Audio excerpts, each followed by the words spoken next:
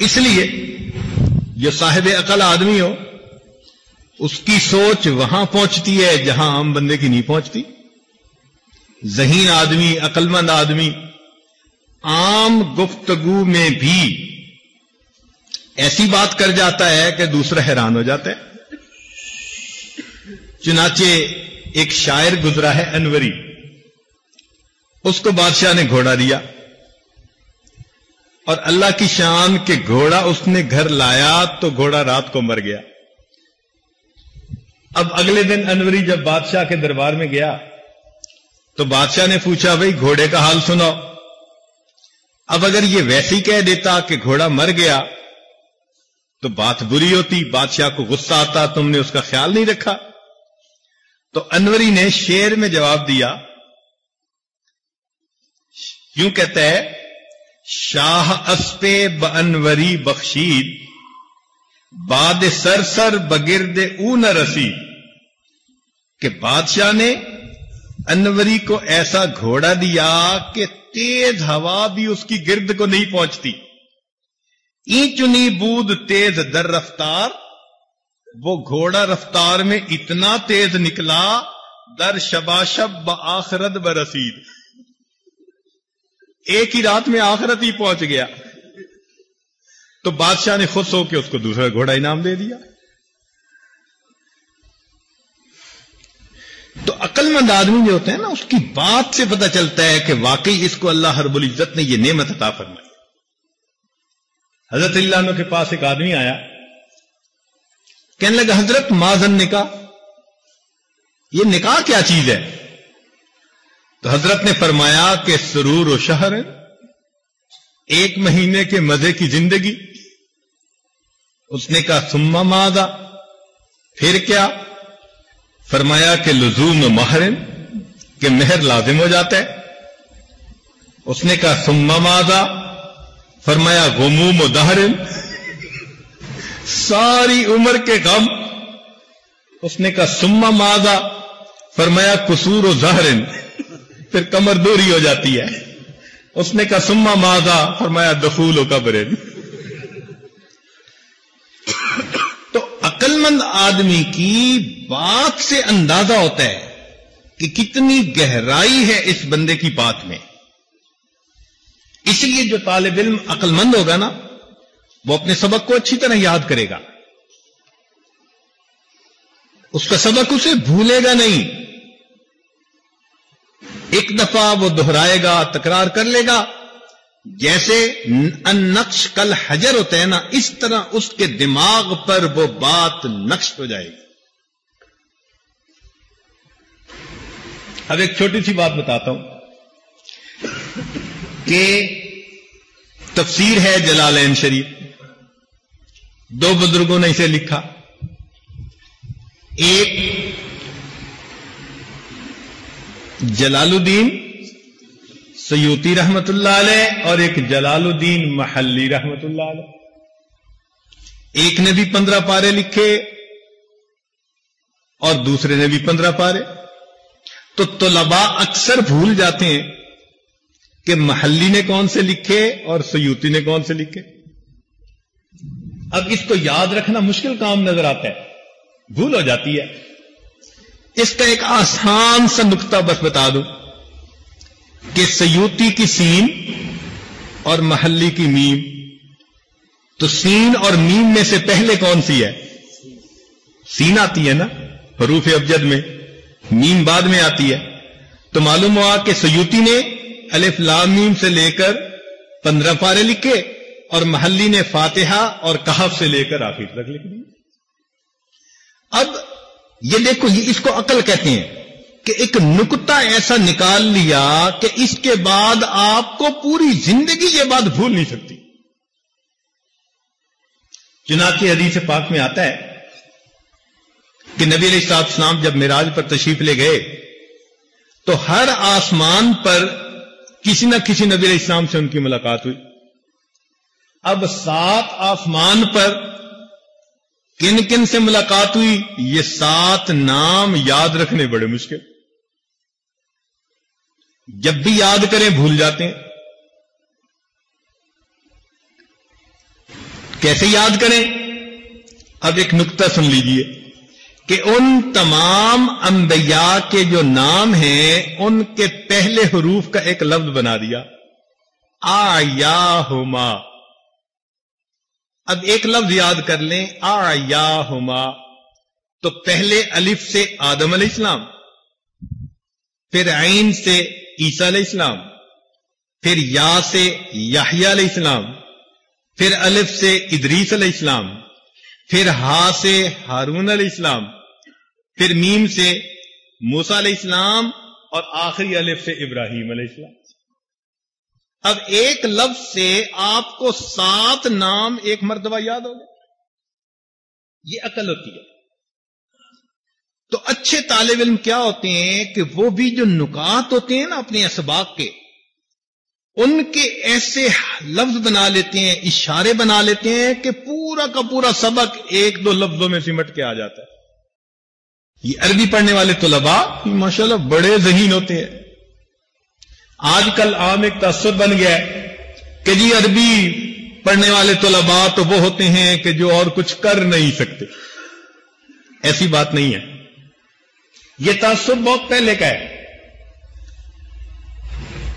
شاہ عبدالعزیز رحمت اللہ علیہ اپنے مدرسے میں تھے، دہلی میں جامعہ امینیہ مدرسہ تھا، تو وہاں پر تھے تو ایک انگریز آ گیا، وہ آ کر حضرت سے کہنے لگا کیا آپ مدرسے میں بچوں کو پڑھاتے ہیں؟ آپ کے بچے کیا بن کے نکلتے ہیں؟ آپ ان کو انگریزی پڑھائیں، سائنس پڑھائیں، ان کی عقل کھلے گی، ذہن کھلے گا۔ اور دیکھو ہم اپنے بچے کو انگریزی پڑھاتے ہیں تو میرے بچے کی عقل بہت تیز ہے۔ تو جب اس نے اپنے بیٹے کی طرف اشارہ کیا نا کہ میرے بیٹے کی عقل بہت تیز ہے، تو حضرت نے اس انگریز کے بیٹے کو بلایا، قریب وضو کرنے کا تالاب تھا، تو حضرت نے اس بچے سے کہا کہ اچھا بھائی بتاؤ کہ اس تالاب کے اندر کتنے پیالے پانی ہیں؟ اب وہ انگریز کا بچہ منہ دیکھنے لگ گیا، وہ کیا بتائے کہ تالاب میں کتنے پیالے پانی؟ حضرت نے ایک طالب علم کو بلا لیا، اور اس کو بلا کر کہا کہ بچے بتاؤ اس تالاب میں کتنے پیالے پانی؟ اس نے کہا حضرت اگر تو پیالہ ہو اتنا بڑا جتنا تالاب، 1 پیالہ پانی، آدھا بڑا ہو تو 2 پیالے پانی۔ ایک انگریز دہریہ تھا، عام طور پر دہریے بھی ہوتے ہیں اور تھا بھی کانا، تو کسی عالم سے ملا اور بحث کرنے لگ گیا اللہ تعالیٰ کے وجود پر۔ کہنے لگا جی اللہ تعالیٰ موجود نہیں ہے۔ وہ عالم کہیں کہ اللہ تعالیٰ موجود ہے، اس نے سب کائنات کو پیدا کیا، تو کہنے لگا نہیں مجھے تو میرے والدین نے پیدا کیا۔ تو جب انگریز نے کہا نا کہ مجھے تو میرے والدین نے پیدا کیا، تو وہ عالم ہنس پڑے۔ تو یہ پوچھتے ہیں کہ آپ ہنس کیوں پڑے؟ وہ کہنے لگے اب مجھے بات سمجھ میں آئی کہ میرے اللہ نے تجھے کانا پیدا کیوں کیا؟ اس نے کہا کیوں کیا؟ کہنے لگا اس لیے کہ ایک آنکھ میں نے بنائی، دوسری آنکھ اپنی ماں باپ سے بنوا لے۔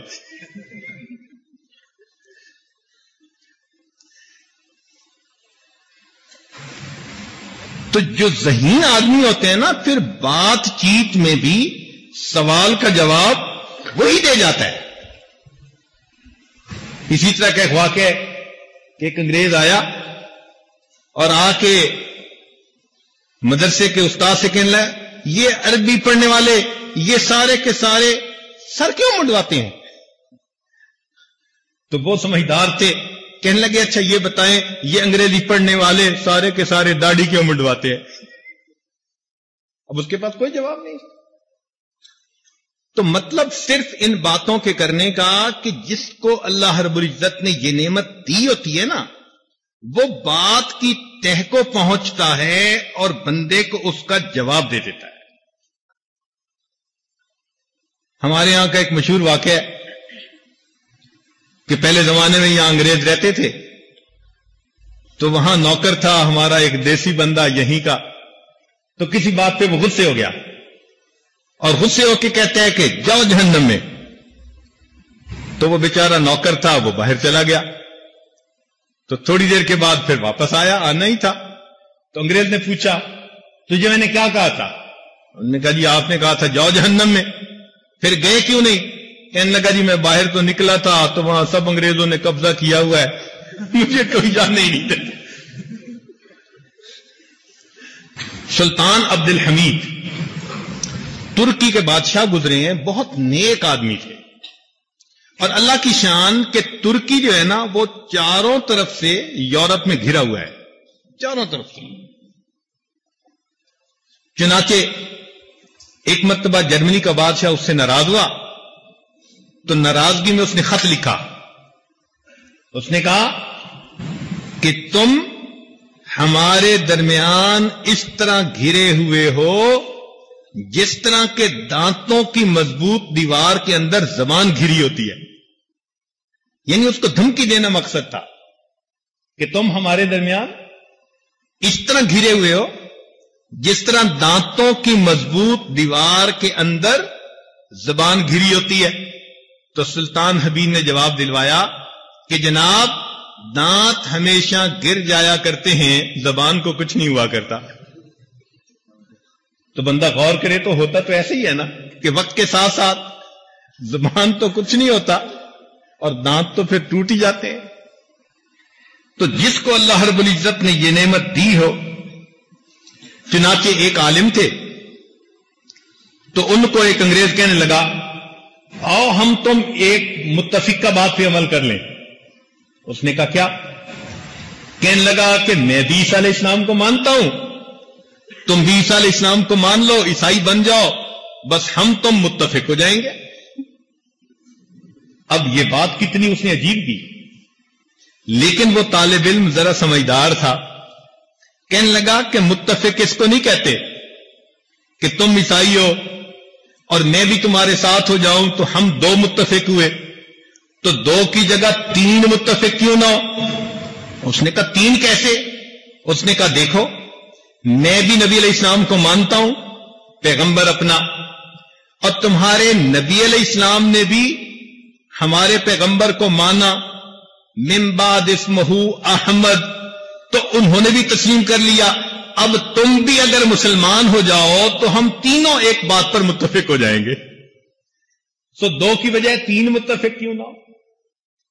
تو جس کو اللہ رب العزت نے یہ نعمت دی ہوتی ہے وہ پھر آگے بات کا بھی جواب دے سکتے ہیں.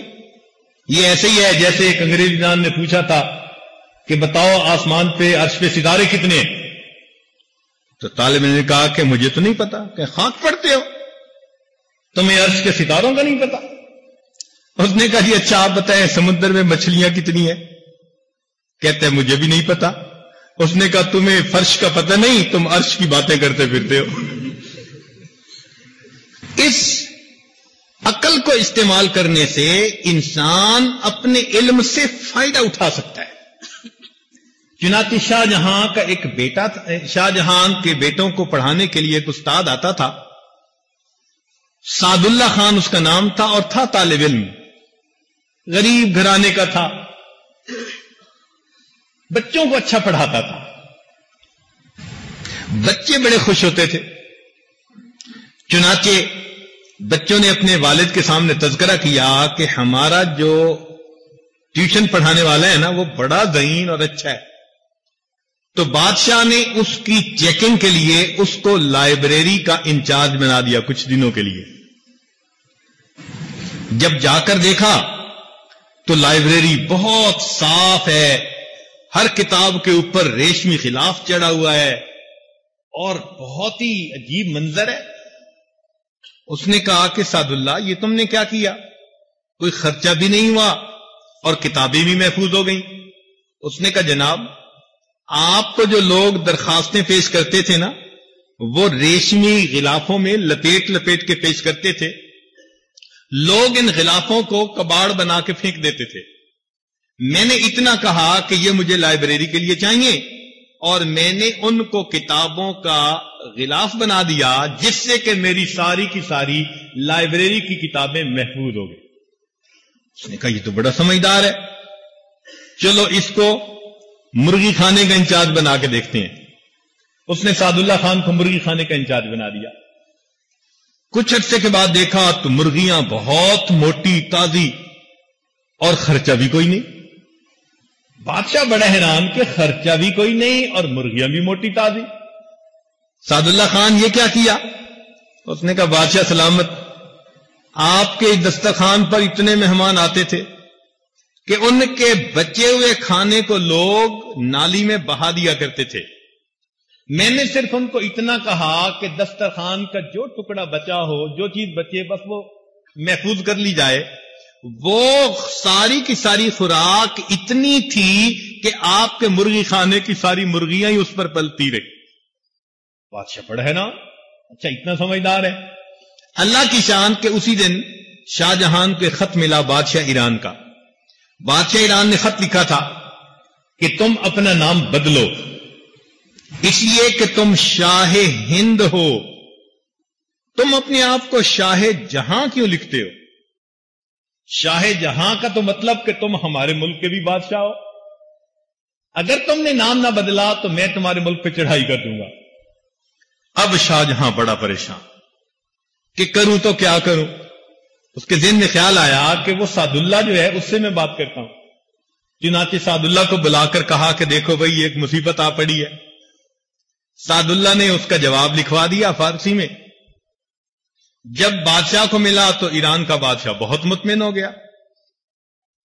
اب بادشاہ کو بڑی حیرانی ہوئی کہ بھئی اس نے جواب میں لکھا کیا ہے. تو اس نے سعد اللہ کو بلا کے پوچھا کہ سعد اللہ تم نے جواب میں کیا لکھا؟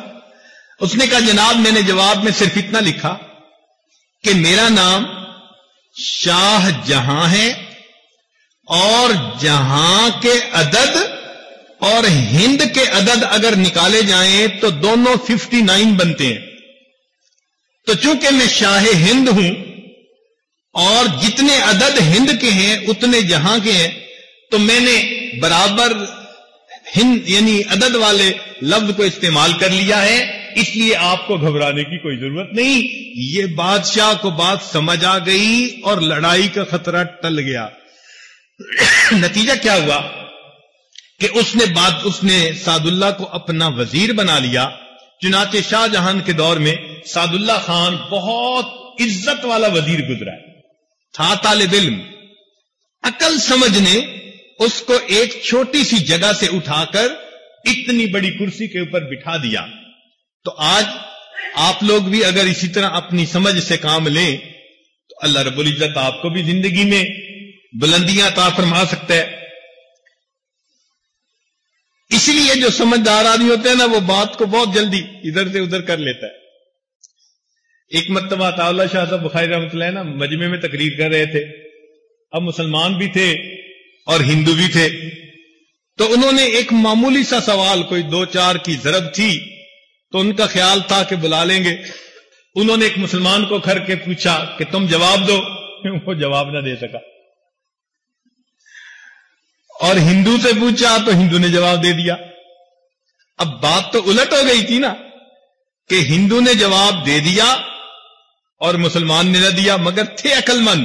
انہوں نے فوراً بات کو پلٹا، کہنے لگا او مسلیو تسی اتھے بھی بے حسابے تے اگے بھی بے حسابے، یا بھی بے حساب آگے بھی بے.